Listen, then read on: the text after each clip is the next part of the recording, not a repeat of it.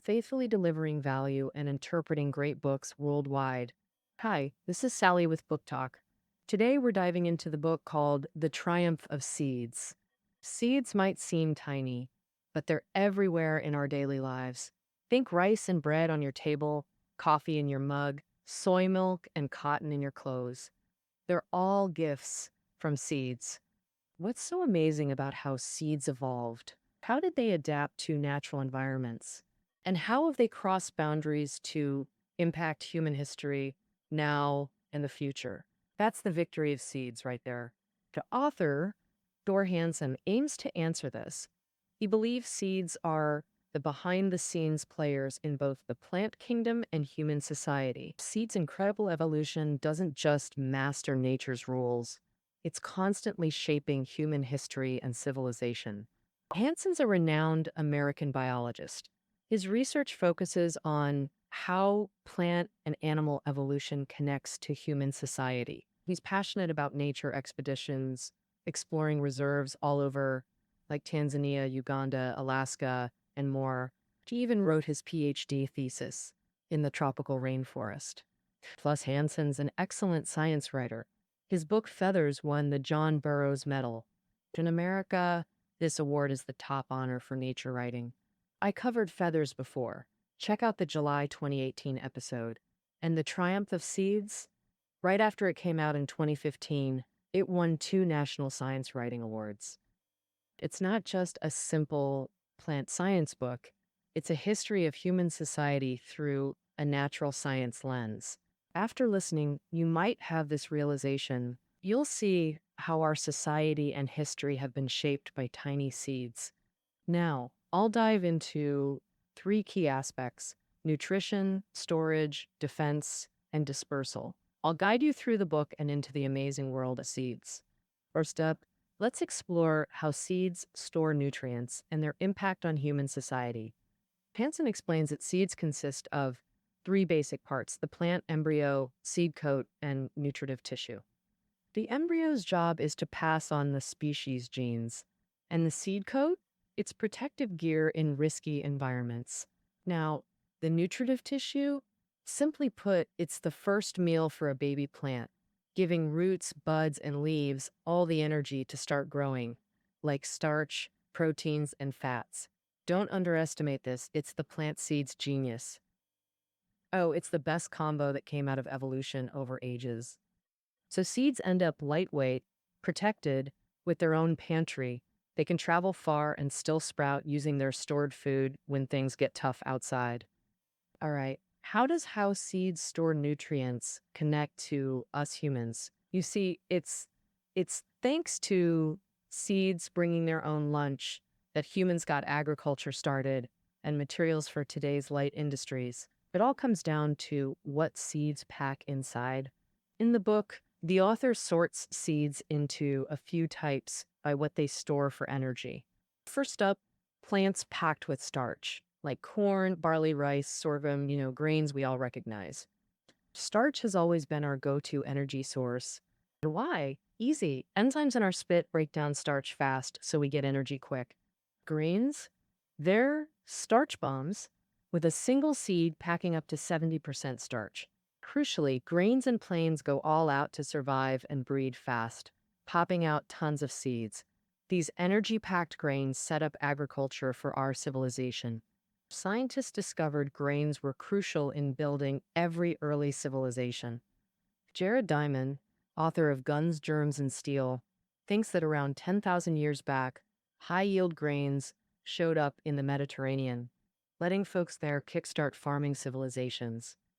But in parts of Africa, Australia, and the Americas, fewer grains meant no big agriculture for ages, so people and tech lagged behind. Once civilizations popped up, grains' impact grew, affecting nations' politics and economies. Politically, grains get used as tools to sway people. For example, in the Roman Republic, those in power used free grain to appease the people's discontent. The Roman Empire also enacted the grain law, the earliest legal document on grain subsidies. The more obvious impact of grains is that when harvests fail, political situations often swing violently. For instance, in the century before the fall of the Western Roman Empire, there were over a dozen famines and major uprisings. Such examples are countless, and it's the same even in modern times with advanced agricultural technology. And in 2011, the direct cause of the Arab Spring in Tunisia was the surge in wheat import prices. Of course, we should be clear that grain supply isn't the only cause of conflicts, but it's often the most direct one. So, after discussing herbaceous plants that store starch, let's talk about another type of seed.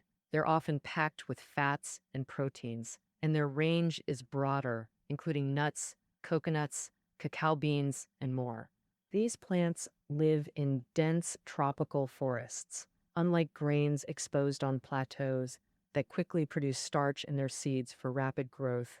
Instead, over years of growth, they slowly convert energy into fats and proteins. Stored in seeds like peanuts, sesame, and cacao beans, their oil content can be as high as 50 to 60%. Seeds storing fats and proteins provide us with diverse food ingredients and industrial materials. For example, the coconut we often eat is actually the seed of the coconut palm. The protein stored in coconuts when dried becomes coconut flakes, a popular snack in tropical regions. And the fat stored in coconuts can be pressed into coconut oil.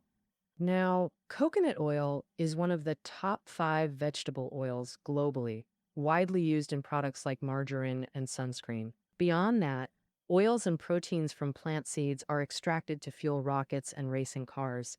In the art world, oil paint pigments are even made by mixing oils from seeds. Without us noticing, tiny seeds have contributed vibrant colors to paintings by Monet, Van Gogh, and Renoir. From this, we see seeds naturally store energy like starch, fats, and proteins to survive poor environments, forming the foundation of human diet, economy, and lifestyle. Honestly, it's no exaggeration to say seeds are the lifeblood of human society. Now let's move to part 2. 2 survival defense mechanisms seeds evolved and how they revolutionized human civilization. First is physical defense, easy to grasp. Since rodents and mammals love eating seeds, seeds develop tough shells to avoid becoming lunch. That's what we call physical defense. According to the author, this defense strategy even influenced human skeletal evolution. Anthropology professor David Straight believes that around 4 million years ago, our ancestors evolved pressure-resistant jaw muscles and molars from eating hard seeds, but this reduced their canines and flattened their faces, creating distinct features from other ancient apes. The author covers physical defense briefly because the more powerful defense comes next: chemical warfare. Let's spend more time on this. It's fascinating. Chemical defense means seeds use compounds to fight mold, pests, and predators. These compounds mainly fall into 2 categories: alkaloids and toxins. First, alkaloids in seeds like capsaicin in chilies, caffeine, nicotine, morphine, and cocaine. Chili seeds contain capsaicin, the alkaloid that gives them their spicy kick. Capsaicin's purpose is to create painful reflexes that deter animals, but it backfires with humans. For us, eating chilies is pleasurable because capsaicin triggers pain receptors, making our brains release endorphins that create addictive euphoria. Alkaloids also give other seeds delightful flavors, like cumin, pepper, cloves, and nutmeg, collectively called spices. In the 15th century, spices brought exquisite tastes to European nobles, captivating the entire continent. But since spices only came from the distant East then, they were as precious as gold. Over the next centuries, backed by European royalty, explorers sailed relentlessly to find spice sources, culminating in voyages by Columbus, Vasco da Gama, Magellan, and others that opened global sea routes. Honestly, Europe's craze for spice seeds fueled the entire age of exploration in maritime history. Beyond chilies and spices, there's another seed world famous for its alkaloids: coffee beans. Caffeine in coffee beans help seeds fend off insects and snails. What's more, when coffee beans sprout, their caffeine actually suppresses nearby competitors' growth. But for us humans, caffeine stimulates our central nervous system, speeding up neurons to give us that alert, happy buzz. That's why coffee's been called the Great Awakener. From the 17th to the 18th centuries, coffee swept through Europe, shaking up society. Words like coffee, factory, and working class got their modern meanings in 18th century English. Many scholars say that's no coincidence. Coffee's energy boost made it the perfect worker's drink, helping laborers adapt to factories, boosting efficiency, and quietly powering capitalism. Hence, it's also been called the accelerant of the Industrial Revolution. In the 18th to 19th centuries, coffee houses became hubs for politicians and intellectuals to exchange ideas. In Europe, people called coffee houses penny universities, places for debate and learning. Scientists and artists loved gathering there. Bumping into a few could change your life. Regulars included Newton, Rousseau, Voltaire. Coffee houses also united revolutionary thinkers like Robespierre, Franklin, and Napoleon, accidentally sparking political upheavals. With coffee houses becoming pulpits, England's King Charles II even raged against them as centers of rebellion. Truthfully, cafe culture was vital to both political revolutions and cultural exchange back then. Beyond alkaloids, seeds have another chemical defense: toxins. To escape being eaten, many seeds evolved deadly poisons. Take lily family, hellebores, tonka beans, wisteria, and jacurity beans. Their toxins can be lethal. For example, ricin extracted from seeds caused the Cold War's most mysterious political assassination. One day in 1978, Bulgarian writer Georgy Markov, exiled in Britain, was seemingly accidentally stabbed by a passerby's umbrella tip on a London street. A few days later, Markov died in the hospital from severe heart failure. Later, forensic examiners detected a potent toxin called ricin in Markov's leg. It comes from castor beans and is a deadly cytotoxin that can clump and dissolve red blood cells, paralyzing the cardiovascular and respiratory centers. Although these toxins in plant seeds are lethal, they've also opened new paths for medical research in human society. For instance, it was discovered that ricin not only dissolves healthy cells, but also effectively kills cancer cells. In recent years, researchers have started using ricin in lab and clinical trials to help patients fight cancer. A 2011 U.S. medical research report on seeds showed that toxin extracts have been effective in treating many diseases, including challenging ones like Parkinson's, AIDS, and Alzheimer's. In this part, we've covered seeds' two defense mechanisms. Physical defense influenced human skeletal evolution, and chemical defense has brought humans spices, coffee, and treatments for terminal illnesses. These seeds, even indirectly, spurred the Age of Discovery in the 15th, 16th centuries and the Industrial Revolution's development. Seeds may be small, but they're self sufficient, providing nutrition and defending against predators. But from an evolutionary view, if a seed can't spread, all these functions are meaningless. So, how do stationary seeds disperse across vast lands? Now, let's discuss seed dispersal methods and how they've inspired and changed human society. But offer mainly introduces two methods of seed dispersal. The first is dispersal via fruit, which led seeds to evolve juicy, delicious flesh. And the second relies on natural environments, prompting seeds to develop structures for wind and water migration. Let's start with the first method of seed dispersal. For fruit dispersal, about one-third of seeds lure animals to carry them, using plump, juicy, brightly colored fruits as bait. The technical term for fruit dispersal is endozoochory, meaning seeds stay inside animals and move with them. The fruit flesh gets digested, while seeds, protected by coats, enter the intestines. Then, when the animal excretes, the seeds naturally land miles away, completing their dispersal mission. In nature, fruits come in all shapes, like grapes, pears, peaches, melons, and oranges. But according to the author, fruits share two traits tailored for dispersal. First, they're delicious and meet dispersers' needs, like the juicy desert watermelon in the Kalahari that quenches thirst.